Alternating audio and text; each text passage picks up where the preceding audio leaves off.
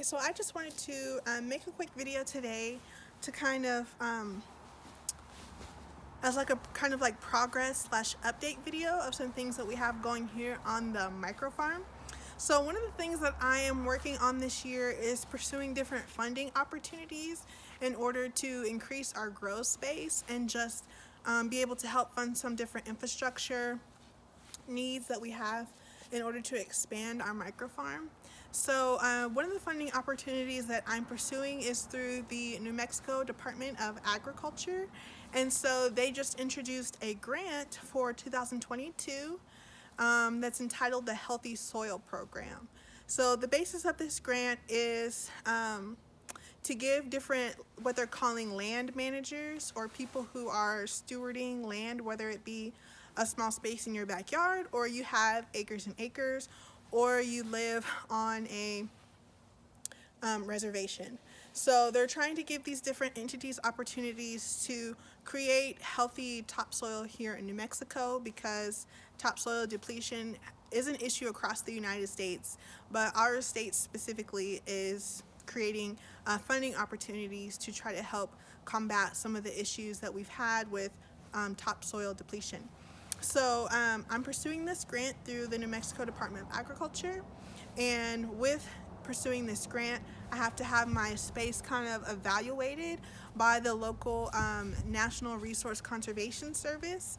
And so they came out today to take a look at my backyard farm and kind of get a feel of what I'm doing, and then also offer me different options, tips, suggestions on how to help fall within their guidelines of soil conservation and making sure that I'm doing the things that are required to take part in the Healthy Soil Program, or at least to be able to submit my application to consider funding through the Healthy Soil Program. So they were just out here, they just left, and I took a few clips just of us around the yard as they were evaluating the property. And so I'm going to insert that here in the video, and then I will come back and let you guys know how everything went.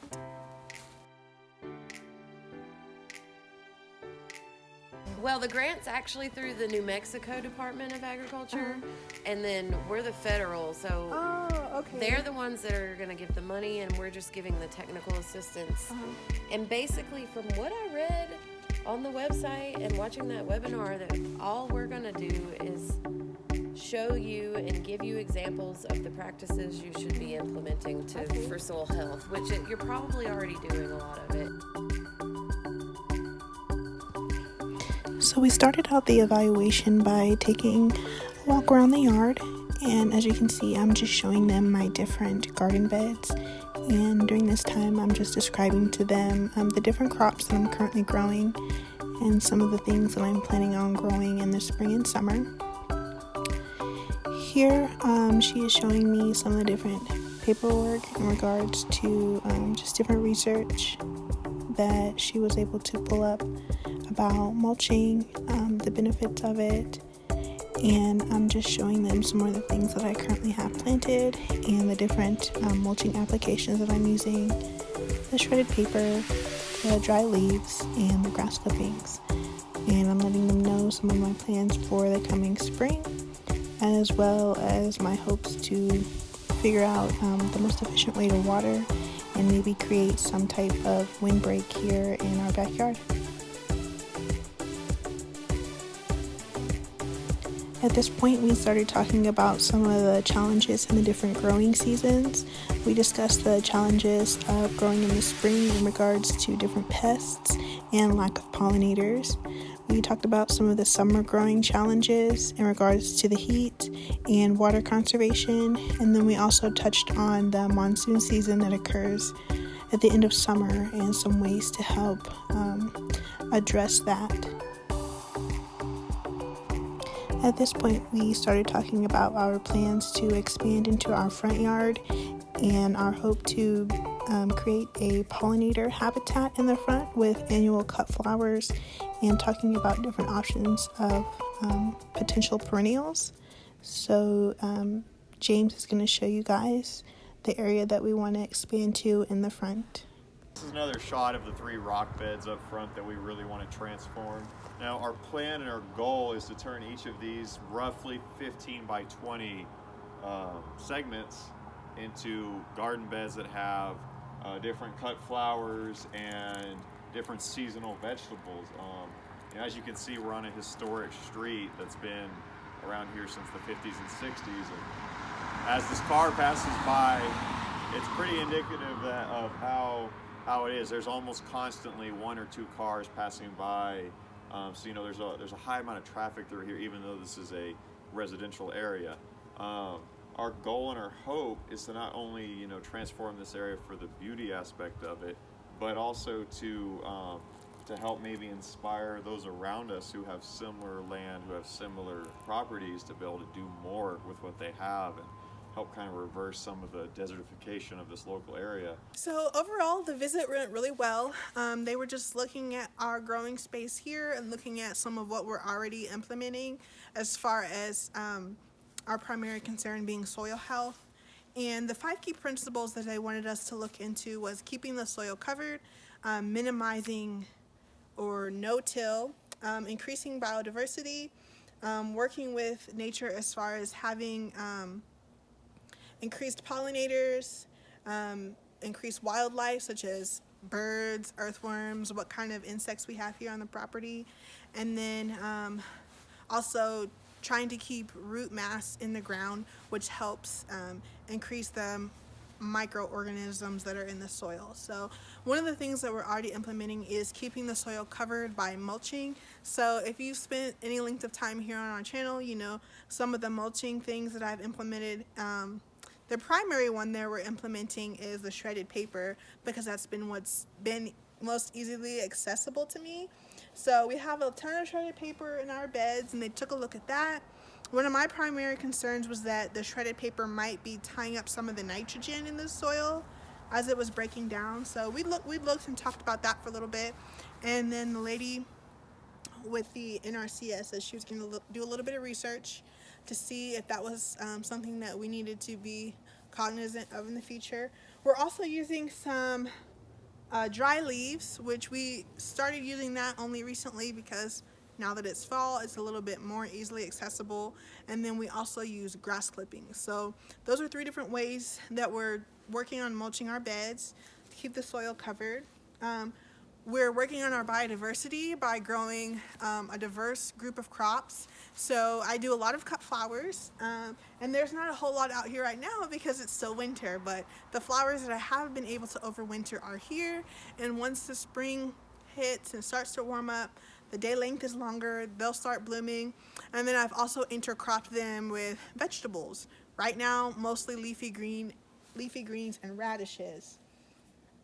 And then once the spring hits, that will help increase our diversity, because there will be bees, there will be ladybugs, there will be hummingbirds, and we get a ton of pigeons too, especially when we have bird seed out. So those things are all working together to increase the biodiversity here in our growing area.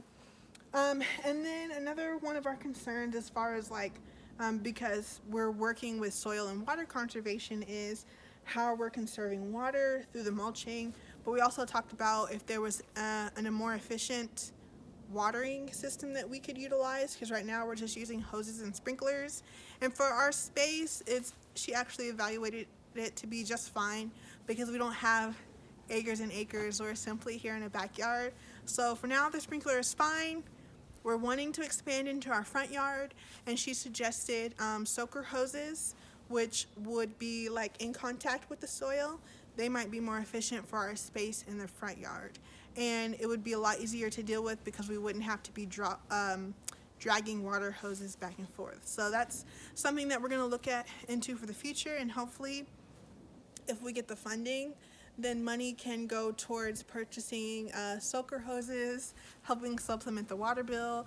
We're going to have to purchase some soil, some humus, different organic matter, maybe compost for the front, just because it's been covered in rocks for, I'm sure, a number of years, and it's been tarped. So there may not be a whole lot of biological activity going on in the soil, but she said it does look like there is a good amount of organic matter. It looked like that there's some life in the soil because it does have that darker color that we're looking for, and a little bit, it's not a super clay-like texture. So back here we've dealt with a lot of compaction, and as we're working on digging new beds, we're still experiencing compaction in some of those places. But I think that'll probably be a big issue in the front because it is a residential area, them having to level the land and then piling on lots and lots of rocks. That's going to cause a lot of compaction. So we're definitely going to have to work in some organic matter over time, as well as make sure that we keep it irrigated so that the organic matter can work its way down and help to break up some of that compaction. But overall, the visit went really well. I got the paperwork that I'll need to create what they call my conservation plan. And then once my conservation plan is all squared away, I'll actually be presenting that to the soil and water conservation district of my local county, and kind of like give them a presentation about why I think I would benefit from the funding. And the lady from the National Resource Conservation Service let me know that since I'm growing a lot of cut flowers, a good idea would be a pollinator habitat, which is what I kind of wanted to do for our front yard. I wanted to do a ton of cut flowers out there, including snapdragons, zinnias, Shasta daisies. I want to do mostly annuals, but they'll all be flowering plants, and I think that would definitely help with our pollinator population as far as bringing more native bees to this area, as well as bringing hummingbirds and other beneficial insects. So that'll probably be like my primary focus if I'm able to secure the grant funding, is to be working on a pollinator habitat in the front of our house. And I think not only would it be like beautiful to look at as you drive by, but it would be beneficial to the pollinators and other wildlife that's in our residential area. So I just wanted to give you guys a kind of look behind the scenes of some of the things that I'm working on for this coming year as far as our expansion and ways that we're hoping to be able to fund our expansion. So I look forward to sharing more with you guys as the months go by. The grant opportunity, the application and the presentation doesn't actually open up until March. So the application is open from March to May, and I don't think the decision on the funding will be made until the end of May or maybe June. So it'll probably be the summer before I hear anything final, but I think it's definitely better late than never for sure. So we may not get to utilize a ton of, we won't have like a ton of time to utilize the funding, because we'll have June, July into the fall, but I definitely know that there's enough projects that we have to do around here that the funding would be instrumental in helping us get those accomplished. So definitely stay tuned, and I look forward to keeping you guys updated on the whole process. And I'm still also pursuing other opportunities of funding, so I'm really looking forward to sharing that with you guys over the course of the next several months. So thanks so much for watching, and until next time, keep learning and keep growing.